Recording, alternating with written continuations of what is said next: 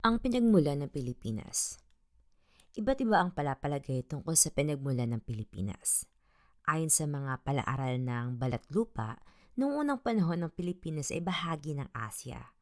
Walang dagat na namamagitan sa Asya at sa Pilipinas, ngunit dahil sa pagguho ng lupa, lindol, pagputok ng bulkan at pagbaha ng yelo, ang bahagi ng lupang nag-uugnay ng Pilipinas sa Asya ay bumaba o gumuho at ngayon ang nakikita natin sa lugar niyan ay tubig. May mga nagpapatotoo na ang Pilipinas ay bahagi nga ng Asya noong unang panahon sapagkat kamakailan ay may natuklasang mga bungo ng hayop sa bundok ng Cordillera. Ang mga hayop na tulad nito ay doon lamang nakikita ngayon sa Asya at wala sa Pilipinas. Alinsunod naman sa mga mananalaysay, ang Pilipinas daw noong kauna-unahang panahon ay bahagi labi ng malaking lupalop na lumubog sa dagat ng India na kung tawagin Lemuria, at ayon naman sa iba, ito raw marahil ay bahagi ng nawalang lupalop Pasipiko na kung tawagin Hu. Ayon naman sa ating matandang alamat, noong unang panahon ay walang lupa kundi langit lamang at tubig. May isa raw uwak na walang madapuan. Naisipan ng Wak na papaglabanan ng langit at dagat, nagkaroon nga ng labanan, malalaking alon ang isinaboy ng dagat sa langit. Ang langit na may naghulog ng malalaking bato sa dagat. Sa mga batong ito nagmula ang lupa. Isa sa mga pulo ng lupang naturan ay ang Pilipinas. Ang isa pang kinawiwilihang alamat tungkol sa pinagmulan ng Pilipinas ay ang tungkol kina Silalak at Sibabay.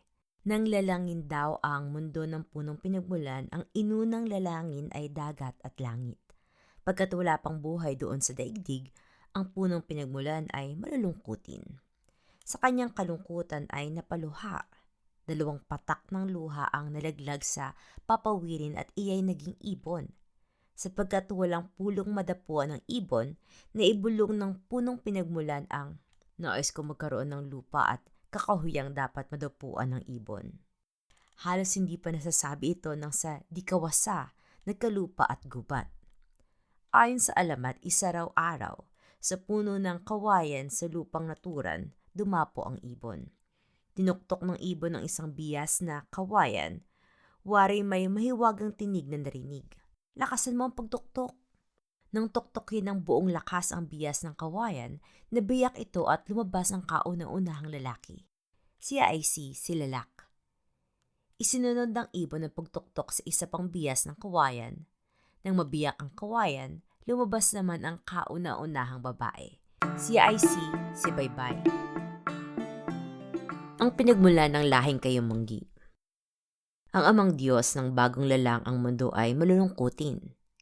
Kanyang sinabi sa sarili, upang huwag akong malungkot, kailangan magkatao ang daigdig, gagawa ako ng tao. Pagkasabi nito, siya'y naghanda ng malaking hurno. Dito niya lulutuin ang gagawing tao. Siya'y kumipil ng 2 dakot na lupa, katulad ng lupang pulang ginagamit sa paggawa ng palayok. Ang kipil na lupa ay ginawang hugis tao.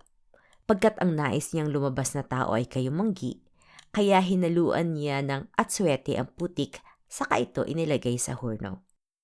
Matamang tinanura ng amang Diyos ang pagluluto, ngunit sa katapusay nakita niya ang lumabas na lalaki at babae ay mapula. Tila lumabis ang inihalo kong atswete, ang bulong niya. Ngunit sayang naman kung itatapon ko sila. Hininghan ng buhay ang 2 kalulutong hugis tao, kaya ang mga ito ay naging kauna-unahang mag-asawang Indian sa daigdig. Sila inilagay sa isang pulo. Ang ibig ko'y kulay Kayumanggi. Iyan ang aking gagawin, sabi ng amang Diyos. Pagkasabi nito ay muli na namang kumipil ng 2 dakot ng putik. Ngayon ang isinama niya ay katas ng luya. Nang mahugisan, inilagay ang mga ito sa hurno upang lutuin. Nang maluto, hinango ng amang Diyos sa hurno ang 2 hugis tao. Sila'y hiningahan ng buhay. Ang lumabas ay mag-asawang ang kulay ay dilaw. Nang hinayang siyang itapon ng mga ito, kaya sila'y inilagay sa isang pulo. Ang mag-asawang iyan ang pinanggagalingan ng mga insik at hapon. Hindi naglubay ang poong Diyos hanggat hindi siya makalikha ng taong kulay Kayumanggi. Marahil ako'y magtatagumpay kung hindi ko masahing may kahalong kulay. Akin na lamang pagbubutihin ang luto sa apoy, ang pangangatwiran. Muli na namang kumipil ng lupa, hinugasan at inilagay sa hurno. Nakita niyang wala ng apoy sa hurno. Kanyang pamuling linagyan ng gatong. Napalabis ang gatong kaya naging mainit na mainit ang hurno. May paniniwala ang amang Diyos na ang pagluluto nito ay kasintagal din ng mga nauna, kaya sa paghihintay niya, lumabis ang pagkakaluto. May naamoy siyang nasusunog. Dali-daling hinango at ano ang kanyang nakita? May itim at sunog na sunog ang mga tao-tauhang inilagay sa hurno. Pati mga buhok nila ay sunog at kulot. Nang hinayang ang poong may kapal na itapon ng kanyang pinaghirapan. Ang mga ito'y hiningahan ng buhay kaya ang dalawa'y naging tao. Sila'y inilagay sa isang lunan upang doon mamuhay. Sila ang pinagmulan ng mga negro. Hindi nawala na pag-asa ang poong batahalan na siya'y makakalikha ng taong ang kulay ay kayumanggi. Ang kulay kayumanggi ang gusto ko. Pakaiingatan ko ngayon ang pagluluto. Hindi ko pakaiinitin ang hurno. Katamtaman lamang na gatong ang aking ilalagay. At sinunod nga ang lahat ng pag-iingat. Muling kumipil ng 2 tau-tauhan, hinugasan, pinagyaman, saka inilagay sa hurno. Tila naman kakaunti ang apoy at sa takot na baka lumabis ang pagkakaluto, hinango kaagad. Sapagkat hindi pa luto kaya ang 2 tau-tauhan ay maputi. Katulad ng mga nauna, ayaw itapon sa paghihinayang. Matapos hinghan ng buhay, sila inilagay sa isang pulo. Sila ang pinagmulan ng mga Amerikano at Europeo. Muli na namang kumipil ng 2 dakot na lupa ang poong ama at nagsalita. Hindi ako tutugot hanggat hindi ako nakagagawa ng taong kulay kayumanggi. Sila ang aking pinakamamahal. Lalo akong magiging maingat ngayon. Pagsisikapan kong huwag nang maulit pa ang aking kamalian tulad ng mga nauna. Sa madalit sabi, sa katapos-tapos ay ang naluto sa hurno ay mag-asawang kayumanggi. Sila'y hiningahan ng buhay at nariyan ang kinagigiliwang kulay, kayumanggi, hindi sunog ni hindi hilaw, sa makatuwid katamtaman. At sapagkat pinakamamahal ng Diyos ang kulay kayumanggi, ang mag-asawang pinapamuhay sa isang katangi-tanging pulo ng yaman at kaligayahan. Iyan ang pulo ng Pilipinas na perlas ng silangan. Sa mag-asawang ito nagmula ang lahi ng mga Raha at Lakan. Bakit ang buto ng kasoy ay nasa labas? Hindi ko malilimot ang munting bayang iyon na nasa tabi ng dagat. Ito'y mistulang kabibing itinapon sa gitna ng tubig. Parang biyaya ng kalikasan. Kaperasong matabang lupang kapatagan na ang mga paa ay nabababad sa alat. Iyan ang nasugbo. Minahal ko ang kanyang maliliit na burol at mga talampas at lumalagaslas na batis. Walang maipaglihim na kagandahan ang bayang yaon pagkat ang lahat na ay aking sinaliksik. Ako ngayon ay nasa pusod ng Mindanao, subalit ang 4 na taong aking ipinamalagi roon ay laging nagsasayaw sa aking kabalintataw. Ako'y palaaral sa buhay ng tao at sapagkat ako'y isang guro, kaya natutuhan ko ang mga ugali, pamahiin at tradisyon ng mga mamamayan doon. Samantalang isinusulat ko ito ay nagbabalik man din ang aking gunita sa bayang iyong pinatamis ng asukal at pulot-pukyutan. Ang sumusunod ay isang alamat na napulot ko roon. Sakaling may isang manlalakbay na magawi sa bandahing iyon, walang salang maririnig niya ang alamat na ito na ginagawang panghele ng mga ina sa duyan ng mga bunso. Kinukwento ng mga lolo sa kanilang mga apo at pinapaksa ng mga binata't dalaga sa kanilang usapan samantalang nagpapainit sa kalan lalo't malamig ang Pasko. Nooy himagsikan ng 1896. Ang pag-ibig ay laging bahagi ng digma.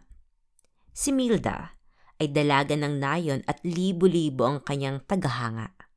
Si Nardo na may isang binatang mangingibig na nagkapalad na lalong mapalad sapagkat ang kanyang pag-ibig ay tinugon ni Milda ng kapwa pag-ibig.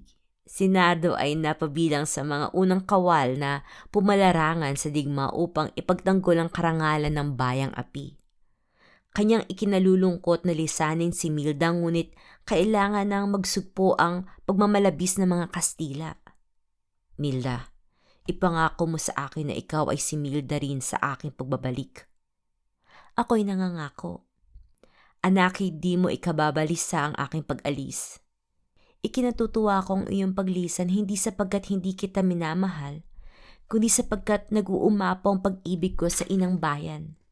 Ang iyong pag-alis ay nangangahulugan ng kanyang katubusan. Tinatawag ka ng tungkulin. Hindi maaaring ikaw ay laging nasa aking piling. Alam mo ba kung ilang mga tahanan ang nawasak dahil sa panggagahas ng ating mga kaaway? Subalit Milda, kita'y iniibig. Mahalin mo ang bayan ng higit kaysa sa akin. Kasama mo ako hanggang libingan. At sila ay naghiwalay. Nagtumuli ng paglipas ng mga panahon, walang balita galing kay Nardo. Tapos nang himagsikan at nag-uwian na ang mga kawal, ngunit walang Nardong nagbalik. Siya kaya isa sa mga sinawing palad? Si Milda sa paglipas ng mga araw ay sumailalim sa mga pagsubok. Kanya kaya itong mapaglalabanan? Siya ay maganda. Ayaw niyang sayangin ang kagandahang iyon upang malaing sa init ng tag-araw. Siya ay bata pa. Nasa kanyang dugo ang pusok ng paghihimagsik. Nasa kabataan ang pagkalimot. Ang kabataan ay nakadarama. Ang katanda ay tagagunita lamang. Siya'y inialang maghintay sa paghihintay na walang katapusan. Marami mga binatang nagpapaligsahan sa paghingi ng kanyang kamay. Talaga bang hindi mo malilimot si Nardo? Anang isang mangingibig. Ang panahon lang ang makababatid. Ang panahon lang ang makakahilom sa matanda ng sugat. Anong kahulugan ng iyong pagpapasakit ngayong alam ng madla na si Nardo ay nasawi sa labanan? Nasaksihan ng aking mga matang kanyang dakilang pagkamatay sa labanan sa Kakarong. Ang panunuyo ay natapos sa altar. Sina Milda at Nilo ay nagtaling puso. Ipinailang lang ng dupiki ng Batingaw ang kasayahan, subalit ang buhay ay di laging ngiti at awit. Manapay ito ay isang mahabang rosaryo ng pagtitiis. Minsan si Nilo ay wala sa tahanan. Siya ay may pinuntahan kaya si Milda ay napag-isa. Nooy hating gabi, si baliktaran ay hindi mapalagay. May narinig siyang halinghing ng kabayo. Kinamaya-maya pa isang lalaking nakaradilyo ang kumatok sa pinto. Siya ay nakapasok at si Milda ay natubigan. Milda, kaya aga mong nakalimot. Nardo? Nardo, saan ka na nagsuot marami ng mga taon? Maari ka bang magpatawad? Bigyan mo ako ng pagkakataong magpaliwanag. Nababatid ko na ang lahat. Hindi na kailangan ng paliwanag. Ang Diyos ang magpapatawad, hindi ako. Ang aking paghiganti. Milda, ikaw ay may utang na dapat pagbayaran. Ako'y naparito upang maningil. Kumbatid mo lamang ang mga hirap na aking tiniis, hindi ka sana naging malabiga. Napahundusay si Milda sa sahig at nawala ng ulirat. Isinakamay ni Nardo ang batas. Di ba't siya ang batas? Di ba't ang lakas ang siyang batas? Itinaas ni Nardo ang kampilan at itinuon ang mga mata sa langit sa kanagdasal. Patawarin mo ako, O Diyos. Ito na po lamang ang tanging landas. Kanyang biniak ang dibdib ni Milda at kinuha ang puso. Sa kanya, sino man siya, ang laman, subalit sa akin, ang para sa akin ay ang puso pagkat ako'y tapat hanggang wakas. Ibinaon ni Nardo sa looban ang puso ni Milda. Ito'y lagi niyang dinilig tuwing umaga. Inalagaan niya ng buong ingat at anong pagtataka niya nang mamalas ang maliit na halamang tumubo sa kanyang pinagbaunan. Ang halaman ay parang hinuhugot sa paglaki dahil sa tulong ng araw at ulan hanggat sa ito'y mamulaklak. At di kasi, ang mga bulaklak ay naging mga bunga. Isang hapon nang si Nardo ay nagpapahinga sa lilim ng halaman, siya'y napataka ng isang bungang hinog. Hindi na pagwari ni Nardo kung anong uri ng bunga ang kanyang pinagmasdan. Tinanong niya ang sarili kung bakit ang buto ay nasa labas. Ito ay hugis puso na pabiyak. Iyan kaya ang puso ni Milda? Nooy lumulubog ng araw sa abuhing bundok ng Tagaytay. Sa doklay ng sanga ng halaman ay may kulasising umawit. Si Nardo'y tila nangangarap, lumuhod at nanalangin. Diyos ko, sinidabay inyong pinatatawad. May di parang baliw si Nardo. Kinain niya ang buto sa halip ng mga bunga. Noon di siya'y namatay. Subalit ang kasoy hanggang sa mga sandaling ito'y naro at buhay, namumunga at sumasagisag sa pagkatalo sira ng apo ni Eva. Bakit nasa langit ang araw at buwan?